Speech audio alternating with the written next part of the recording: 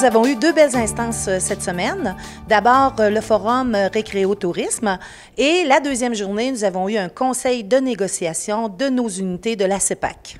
J'aimerais qu'on accueille Louison Soucy du Gîte du Mont-Albert. Nous en avons profité pour saluer le délégué du Gîte du Mont-Albert. Alors, on se souviendra que c'est une unité d'accréditation qui était partie vers la CSN et qui est revenue, je dirais, bienvenue à la maison.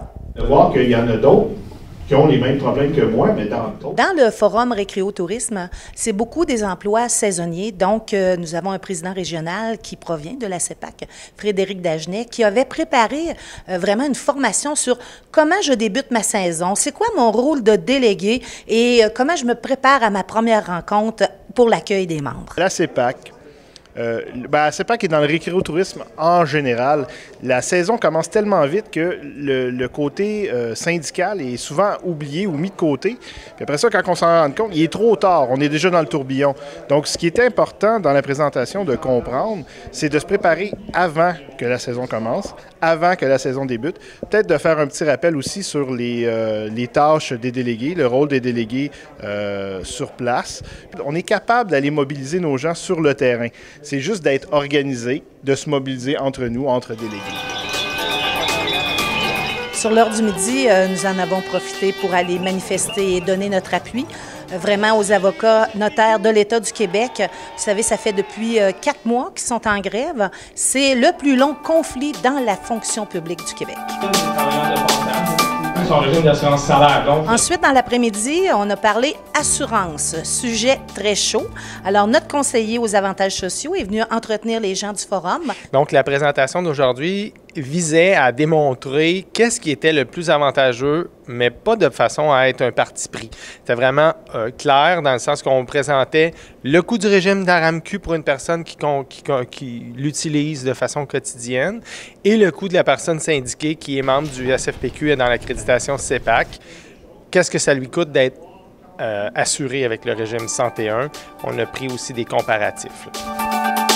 Enfin, on a terminé la journée avec une séance de sensibilisation et différents moyens de voir si on est vraiment victime de harcèlement psychologique au travail. Le harcèlement psychologique, c'est vraiment un concept juridique qui amène 5 éléments. On doit avoir vraiment 5 éléments qui se superposent. Donc, c'est quelque chose qui est très difficile à démontrer. Par contre, c'est pas parce qu'on ne vit pas de harcèlement psychologique au niveau de la loi qu'on est dans des conduites qui sont acceptables.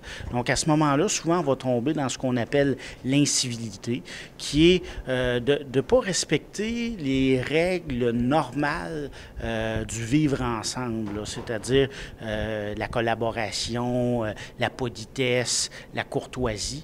Mais ces questions-là, même si elles ne sont pas grieffables, elles doivent être comprises, elles doivent être adressées pour être en mesure de les solutionner parce qu'elles méritent d'être solutionnées. Voici donc la nouvelle mouture du cahier de charges sur lesquels vous êtes appelés à vous prononcer afin de... Alors, il y avait conseil de négociation et c'était vraiment, ça portait la majeure partie du temps sur les cahiers de revendication. On a fait les clauses sectorielles de chacune des accréditations pour terminer avec les clauses intersectorielles qui sont communes aux 7 unités d'accréditation. Il faut se souvenir que le printemps dernier, 7 accréditations de la CEPAC ont décidé de faire front commun pour la prochaine négociation. Se sont votés également une cotisation spéciale pour former, se prémunir et former un fonds de grève général. Quand on parle de négociation, on parle de quoi? On parle de mobilisation, on parle de stratégie, on parle de moyens d'action. Alors, les gens ont visionné d'ailleurs les moyens d'action qu'ils avaient faits en 2013 et en 2008. Et ensuite, ils ont voté leur comité de stratégie. Ils ont voté pour des gens qui les représenteraient. Donc, le comité est constitué des 3 paliers de notre organisation. Donc, il y a des gens ici du siège social, il y a des représentants régionaux ainsi que des membres locaux. Alors, il y aura une personne par convention collective visée par le Front commun CEPAC.